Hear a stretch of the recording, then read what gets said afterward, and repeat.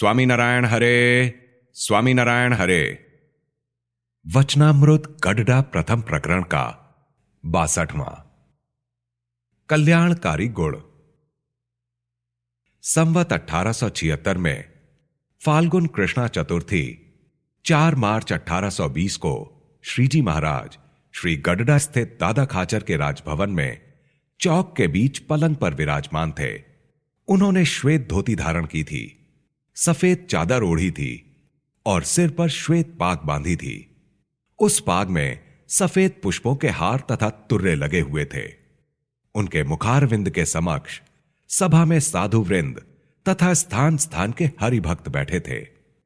उस समय स्वयं प्रकाशानंद स्वामी ने कहा, श्रीमद् भागवत में कहा गया है कि सत्यम शौचम दया शांति त्यागः संतोष आर्जवम शमो दमस्तपः साम्यम तितिक्षो परतहि श्रुतम ज्ञानम विरक्तिरैश्वर्यम शौर्यम तेजो बलम स्मृति स्वातंत्र्यम कौशलम कांतिर्धैर्यम मार्दवमेव च प्रागल्भ्यम प्रश्रयः शीलम सह ओजो बलम भगः गांभीर्यम स्थैर्यमास्तिक्यम कीर्तिर्मानो नहंकृतिः।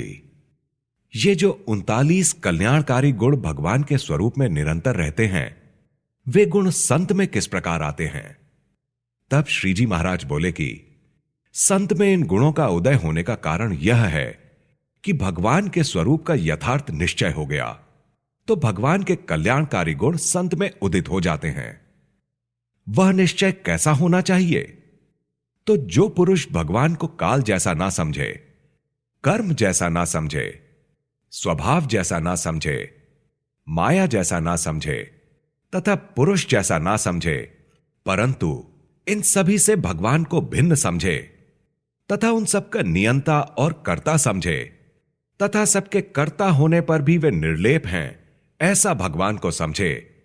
इस तरह प्रत्यक्ष भगवान के स्वरूप का किया गया निश्चय कभी भी विचलित नहीं होता।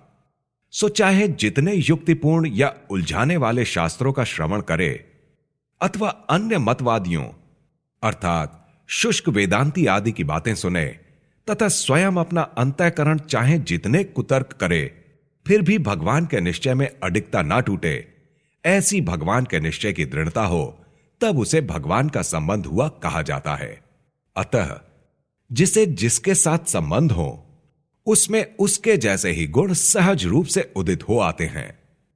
जैसे दीपक के साथ नेत्रों का संबंध हो जाता है, तब दीपक का प्रकाश नेत्रों में छा जाता है और आंखों के आगे से अंधकार दूर हट जाता है। वैसे ही भगवान के स्वरूप का दृढ़ निश्चय होने से उस निश्चय वाले के हृदय में भगवान के कल्याणकारी गुणों का उदय हो जाता है। फिर तो भगवान जिस प्रकार माया से पूर्ण रूप से निर्बंध हैं तथा जो चाहे वह करने में समर्थ हैं, उसी तरह वह भक्त भी अतिशय समर्थ और माया से निर्बंध हो जाता है। तब निर्विकारानंद स्वामी ने पूछा कि निश्चय होने पर भी अच्छे गुण नहीं आते और मान एवं ईर्ष्या की भावना दिन प्रतिदिन बढ़ती जाती है, उसका क्या कारण होगा? फिर श्रीजी महाराज बोले कि यदि भगवान के समक्ष अमृत तथा विषैली औषधियां लाएं तथा खीर और शक्कर तथा अफीम लाकर भगवान के थाल में अर्पण करें, तो उन पदार्थों के जैसे जिनके गुण होंगे वे क्या बदल जाएंगे? नहीं, वह तो वैसा का वैसा ही रहेगा। उनके गुणों में कोई परिवर्तन संभव नहीं है। उसी प्रकार जो जीव आसुरी और अति कुपात्र होते हैं, वे भगवान के समीप आने पर भी अपने स्वभाव को नहीं छोड़ते। फिर ऐसा आसुरी जीव किसी गरीब हरि भक्त से द्वेष करे तो उसका बुरा ही होता है। यह उसी कारण होता है कि भगवान समस्त जीवों में अंतर्यामी रूप से रहते हैं। वे जहां अपनी इच्छा हो वहां अपना उतना ही सामर्थ्य दिखलाते हैं। अतः किसी भक्त के अपमान से भगवान का भी अपमान हो जाता है, तब उस अपमानकर्ता का अत्यंत अहित हो जाता है। जैसे हिरण्यकशिपु ने त्रिलोक को अपने वश में कर रखा था, इतना बलवान होते हुए भी जब उसने प्रहलाद जी का द्रोह किया, तो भगवान ने स्तंभ में से नृसिंह रूप में प्रकट होकर उसका विनाश कर दिया। ऐसा विचार करके भगवान के भक्त को अत्यंत नम्र होकर किसी का भी अपमान नहीं करना, क्योंकि भगवान ऐसे गरीब प्रकृति के नम्र भक्त के अंतःकरण में भी विराजमान रहते हैं। वे ऐसे भक्त का अपमान करने वाले व्यक्ति का अनिष्ट कर डालते हैं। ऐसा समझकर किसी साधारण जीव को भी दुख नहीं देना।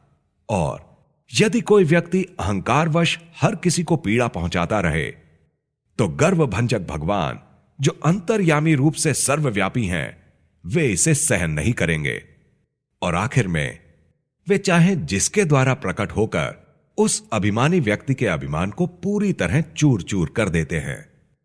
अतः ऐसे समर्थ भगवान से डरकर किसी भी साधु पुरुष को लेश मात्र भी अभिमान नहीं रखना चाहिए और चींटी के समान जीव को भी पीड़ा नहीं पहुंचाना। यही निर्मानी साधु का धर्म है। इति वचनामृतम। इस प्रकार से श्री गडडा प्रथम प्रकरण का 62वां वचनामृत पूर्ण हुआ।